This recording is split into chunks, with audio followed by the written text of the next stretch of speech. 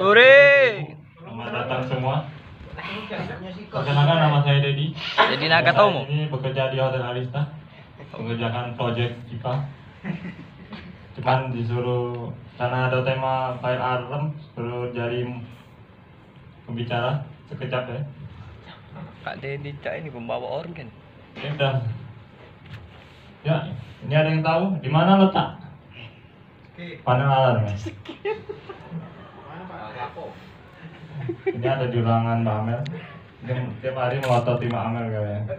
Jadi kita di sini mengenalkan tentang troubleshooting Natifier AFP200 itu tipe panelnya.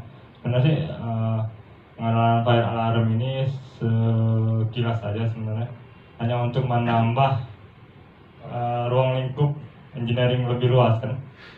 Jadi jangan hanya terima servis AC, servis buka, servis listrik, jadi bisa terima servis sisa fire alarm. Informasi. Ini fire alarm system adalah sebuah sistem penanda bahaya terhadap kebakaran yang bekerja untuk mendeteksi keberadaan api yang tidak diinginkan. Jadi sebenarnya sistem fire alarm itu dibuat untuk menggantikan manusia mengawasi suatu daerah. Jadi dia bekerja secara otomatis mengeluarkan sinyal berupa suara alarm. Jadi input dari alarmnya itu sebenarnya dari detektor yang menemukan salah satu tanda-tanda kebakaran seperti ada api, ada asap, ada kebocoran gas, ataupun ada panas yang berlebihan dalam suatu lingkup ruangan. Tujuan dipasangnya sebuah sistem fire alarm untuk mendeteksi secara dini terhadap bahaya kebakaran. Jadi sebenarnya fire alarm itu untuk menjaga aset dari sebuah gedung, karena kebanyakan sistem fire alarm dipasang di gedung-gedung bertingkat, industri atau hotel yang menjamin keamanan dari aset sebuah gedung. Nih, panel fire alarm system merupakan alat pusat pengendali pada fire alarm system, seperti panel kontrol yang berada di ruangan engineering khususnya. Dapat dikatakan bahwa panel menjadi main kontrol fire alarm. Kontrol panel menerima informasi dari detektor atau beriklas untuk diproses sesuai program yang diatur selanjutnya untuk mengaktifkan alarm bell atau melakukan kontrol terhadap alat lain yang diintegrasikan kepada panel tersebut.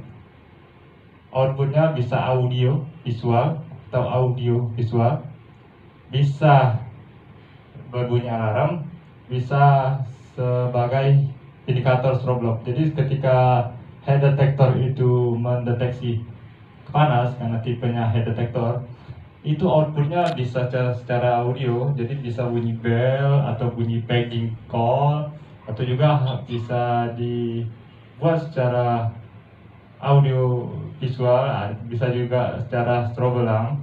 Itu bisa dikonekkan semuanya ke sistem GSM, bisa langsung ke sistem pemadam kebakaran. Ya, nah, jadi selain master control atau panel, input yang tidak kalah pentingnya adalah modul FZM atau modul FCM. Ini adalah salah satu contoh modul yang dipakai di Hotel Arista. Jadi sebenarnya ada modul yang dipakai itu ada 3, CM, FZM, dan FMM. Cuman kebanyakan yang dipakai adalah tipe FZM. Tipe FZM ini sendiri diinstalasi dengan command control menggunakan kabel AWG. Jadi bagi yang belum mengenal kabel AWG itu adalah kabel data selain kabel LAN yang standarnya memang diatur oleh sistem fire alarm. Jadi mungkin tidak akan melihat kabel AWG di alat listrik atau audio video, dia cuma ada di sistem panel alarm. Kabel apa tadi? AWG. AWG. Ya, kabelnya kabel data memang khusus untuk fire alarm sebenarnya. Cuman di luar negeri bisa dipakai untuk kabel-kabel listrik sebenarnya. Ini fungsi FZM merupakan sebuah modul yang dapat merubah inputan dari detektor kebakaran menjadi address alamat. Jadi sebenarnya smoke detector, head detector, break glass itu bisa kita buat alamatnya menggunakan modul SZM sendiri. Address notifier bekerja dengan aliran 24 volt DC. Jadi dari bawah ini sampai ke lantai 9 itu tegangan pure-nya 24 DC masih tetap terbaca.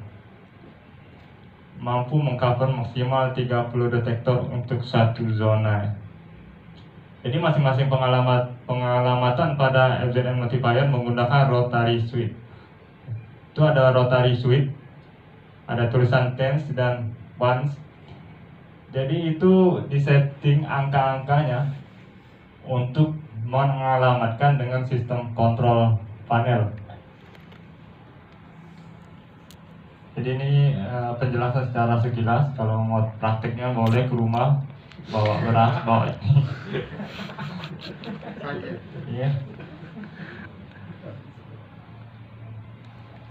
Nah ini FZM notifier ini menggunakan rotary switch yang diatur secara manual mengikuti desain alamat yang direncanakan. Sinyal yang ditransmisikan berupa normal, open, atau alarm. Jadi kalau misalkan dia normal, dari master controlnya terbaca normal, jadi tidak ada indikasi trouble atau yang lainnya. Jika dia terindikasi open, itu tandanya modul FZM kita bermasalah. Ataupun alarm berarti modul FZM kita menangkap sinyal dari inputan head detector or smoke, tandanya ada bahaya, dia akan mengaktifkan bunyi alarm. Ini salah satu contoh ya. Ini kalau trouble dari open circuit dari modul FZM. Jadi kalau misalkan di panel terbaca trouble-nya open circuit, itu berarti ada masalah di FZM dengan alamat M14.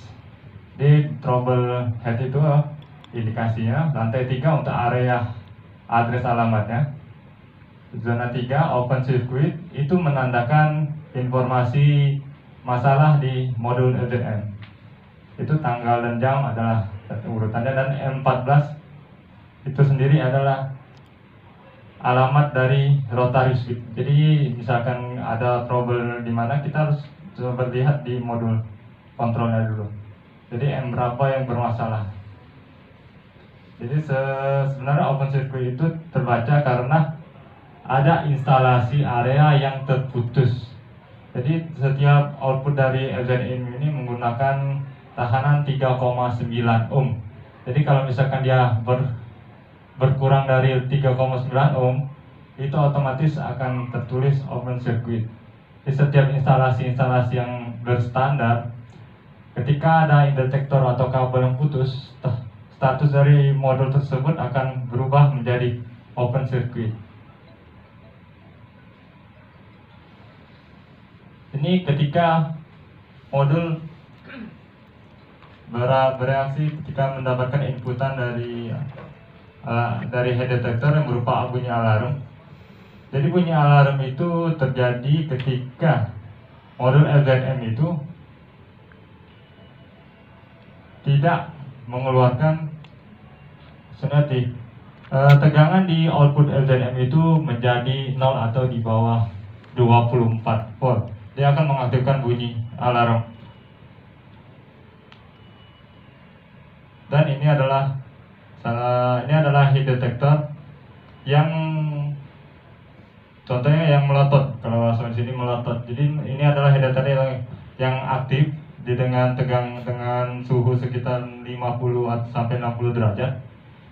Dia akan menginformasikan ketika ruangan itu menjadi panas dengan suhu ruangan tersebut. Itu contohnya nih.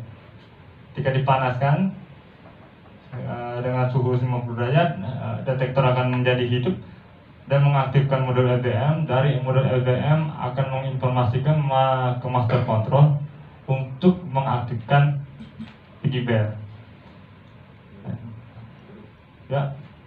Dan ini remote indikator yang ada di setiap kamar. Sebenarnya ini bagian sistem alarm. Jadi misalkan heat detector yang di kamar berbunyi melotot, yang indikator di luar akan juga melotot. Jadi kita tidak harus tahu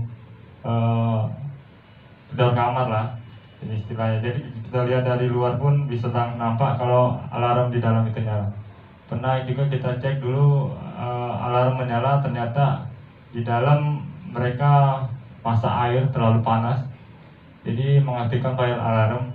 Itu salah satu contoh indikasi alarm nyala aktif dalam kamar. Nah ini untuk kontrol modul bell. Fungsi kontrol modul notifier addressable, kontrol modul yang terhubung ke notifier intelligent fire, memiliki fungsi untuk aktivasi perangkat audio visual. Dan modul inilah bentuknya sama seperti LJM, tapi dia lebih khusus ke bell sama audio video. Sama sih sepertinya, masing-masing FCM menggunakan satu alamat address untuk pemakaian di panel. Ini salah satu contoh kalau modul FCM-nya bermasalah. Di situ ditampilkan ada masalah short circuit, berarti output dari LZM itu terbacanya 0 ohm. Dia terbaca short. Kalau dia short, dia akan memberitahukan ke panel bahwa di situ ada masalah. Kalau dia ada normal, semuanya tidak ada terbaca masalah. Nah ini salah satu contoh trouble lagi tentang mengenai alarm. Jadi maksudnya adalah listriknya padam, alias PLN-nya mati. Siapa nyabutnya kemarin nih? Konslet. Dan paling itu ya, jelas informasi tentang troubleshooting fire alarm sih sebenarnya lebih jelas lagi. Sebenarnya lebih ke jam terbang sama banyak urusi masalah trouble. Jadi misalkan lah sering bingung mengenai trouble, pasti bakalan ngerti. Untuk terakhir, karena sudah sore, Nah, ada pertanyaan dulu. ada pertanyaan? Kakak, terima kasih. Ayo kita Iwak. ngobrol aja. Oh, iwak jeruju berkacamata. Wah.